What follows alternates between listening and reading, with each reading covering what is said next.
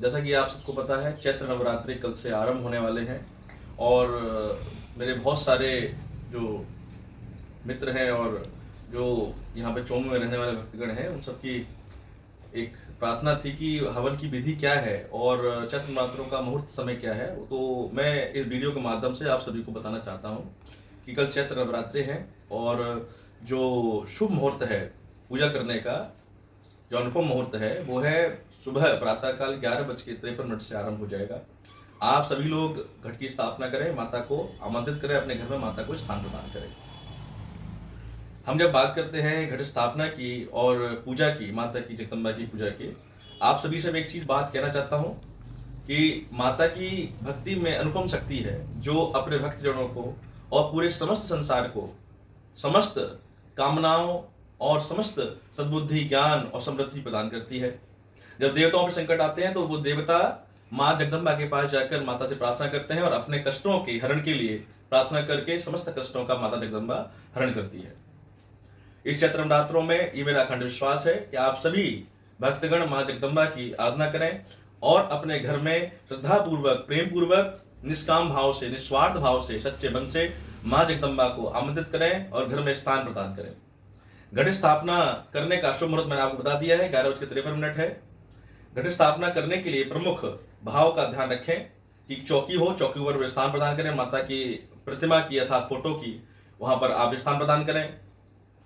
जो कुंडा है, कुंडे के अंदर में मिट्टी, मंदिर की मिट्टी हो तो बहुत अच्छी बात है, अगर मंदिर की मिट्टी ना हो तो तुलसा जी के जो गमले में जो मिट्टी होती है उसको मिट्टी से भी आप उसमें जौ को बो सकते हैं कुंडे के अंदर। उसके बाद कलश में सबसे पहले कलश की पूजा करें।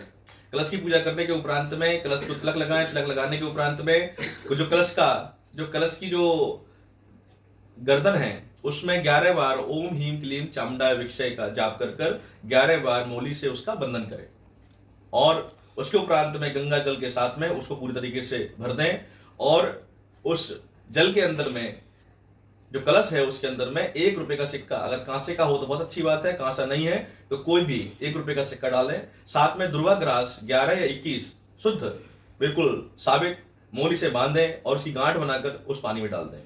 थोड़ी सी तुलसा जी की मिट्टी हल्की उसमें डाल दें, थोड़ी सी रोली डाल दें। ये 4 चीजें आपको उस कलश में डालनी है। कलश में डालने के उपरांत में कलश के ढक्कन को बंद कर दें और बंद करने के उपरांत में पूरे तरीके से बंद करने के उपरांत में उसमें चावल से पूरा उसको भर दें। जो कुंडे के जो कलश के ऊपर ढक्कन होता है उसको पूरी तरीके से भर दें चावल से और चावल के ऊपर एक साबित पान का पत्ता जिसको स्वास्तिक बनाकर उसके ऊपर रखें। 1 रुपए का सिक्का रखें, 1 सुपारी, 1 लौंग का जोड़ा और 1 इलायची इस प्रकार उसके ऊपर रखें। नारियल, हर किसी के यहाँ पे नारियल का अलग अलग विधान है। कुछ लोगों के यहाँ पर नारियल पानी का होता है, कुछ लोगों के यहाँ सूखा नारियल होता है। तो जैसे जैसे आपके घर में विधान हो उस प्रकार से आप रख सकते हैं। तो नारियल के ऊपर पहले माँ नारियल जगदम्बा को प्रणाम कर नारियल को चुनरी से जो आप लेके आएंगे उस चुनरी से उसको पूरी तरीके से पहनाएं। उसके उपरांत में 11 बार मौली से ओम ह्रीम क्लीम चामुंडाय विक्षय 11 बार मौली से उसका बंधन करें। बंधन करने के उपरांत में उसको कलश के ऊपर रख दें। अब कलश के ऊपर रखने का सबसे साध्य और सीधा और सटीक भाव क्या है मैं आपको बताता हूं।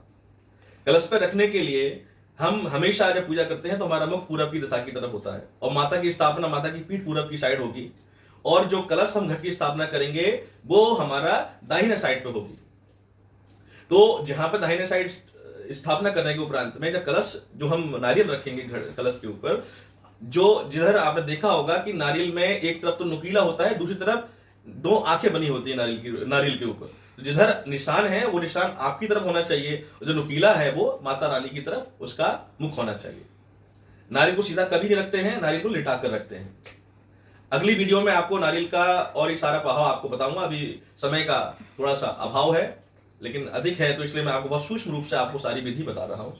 इस प्रकार से आपकी घट स्थापना हो जाती है और उसके उपरांत में कलश के ऊपर, नारियल के ऊपर में अक्षत पुष्प आदि अर्पण करें, माला पहनाएं। उसी प्रकार से अन्य गणेश जी, आनंद महाराज और सभी को आमंत्रित करें और सह परिवार बैठकर हाथ जोड़कर नेत्र को माता के चरणों में ले जाकर, अपने मन को माता के चरणों में ले जाकर सच्चे मन से माता से प्रार्थना करें। हे माँ जगदम्बे, हे भद्रकाली कपालिनी, हे माँ महालक्ष्मी, हे माँ महाकाली, हे माँ महासरस्वती, हमसे जो त्रुटियां हो उन सबको क्षमा करना, इन आने वाले 9 दिनों के अंदर जो हमसे त्रुटि हो उन सबको क्षमा करके हमारे द्वारा किए हुए जप को, पूजन को, हवन को और हमारी पूजाओं को सच्चे मन से, सच्चे भाव से ग्रहण करना और हमारी त्रुटियों को क्षमा करके हमारी पूजा को स्वीकार करना और हमारे घर में सुख, शांति, समृद्धि, ऐश्वर्य और प्रेम प्रदान करना। जिस घर में प्रेम होता है माँ लक्ष्मी का आगमन सदा उसी घर में सदा रहता है।